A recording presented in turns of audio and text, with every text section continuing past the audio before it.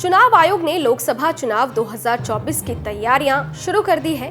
वैसे तो अभी चुनावों की तारीख का ऐलान होना बाकी है, लेकिन आयोग ने राजनीतिक दलों के लिए दिशा निर्देश जारी करके नेताओं को अलर्ट मोड पर जरूर ला दिया है। सोमवार को आयोग ने चुनाव प्रचार में बच्चों और नाबालिग को शामिल न करने को लेकर हिदायत दी। चुनाव आयोग ने सख्त दिशा निर्देश जारी किए हैं और कहा है कि आम चुनाव में प्रचार के पर्चे बांटते हुए, पोस्टर चिपकाते हुए, नारे लगाते हुए या पार्टी के झंडे बैनर लेकर चलते हुए बच्चे या नाबालिग नहीं दिखने चाहिए और अगर किसी भी राजनीतिक दल को इन गाइडलाइंस का उल्लंघन करते हुए देखा गया तो उन पर सख्त कार्रवाई की जाएगी। अब आपको बताते हैं कि चुनाव आयोग ने अपने दिशा निर्देश यानी गाइडलाइंस में क्या क्या कहा है। नमस्कार, मैं हूं अदिति शाह और आप देख रहे हैं न्यूज नेशन डिजिटल। आयोग का कहना है कि चुनाव संबंधी कार्यों या चुनाव अभियान गतिविधियों में बच्चों को शामिल करना बर्दाश्त नहीं किया जा सकता।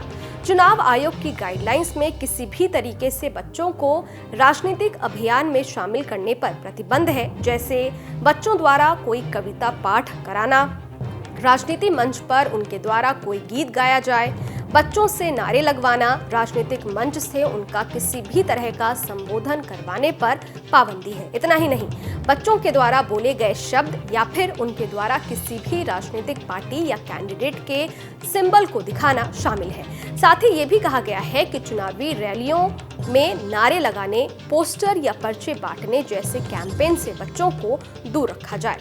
निर्देशों के मुताबिक चुनाव प्रचार या रैलियों के दौरान राजनीतिक नेताओं और उम्मीदवारों को अपनी गाड़ी में या गोद में बच्चे को रखने या ले जाने की भी अनुमति नहीं है।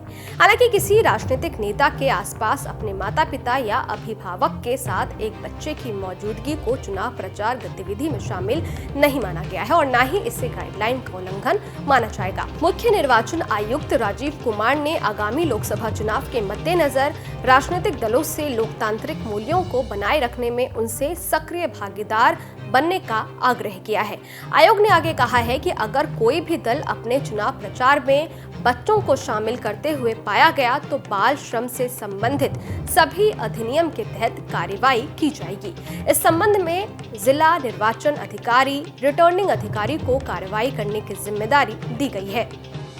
आयोग ने बच्चों से प्रचार कराने पर पकड़े जाने पर कार्रवाई के बारे में जानकारी देते हुए कहा है कि सभी राजनीतिक दलों और उम्मीदवारों को बाल श्रम निषेध और विनियम द्वारा संशोधित बाल श्रम निदेश और विनियम अधिनियम 1986 का कड़ाई से अनुपालन सुनिश्चित करना आवश्यक है। आयोग ने अपनी गाइडलाइन में बॉम्बे हाईकोर्ट के एक फैसले का हवाला देते हुए कहा है कि संशोधित अधिनियम 2016 का सभी राजनीतिक दलों को बच्चों को चुनाव प्रचार में शामिल न करना सुनिश्चित करें और दल अपने उम्मीदवारों को इसकी अनुमति न दें। यह खबर लिखी है मेरे साथी नवीन कुमार ने। ये वीडियो आपको कैसा लगा? इस वीडियो पर आपकी क्या राय है? कमेंट बॉक्स में जरूर बताइएगा।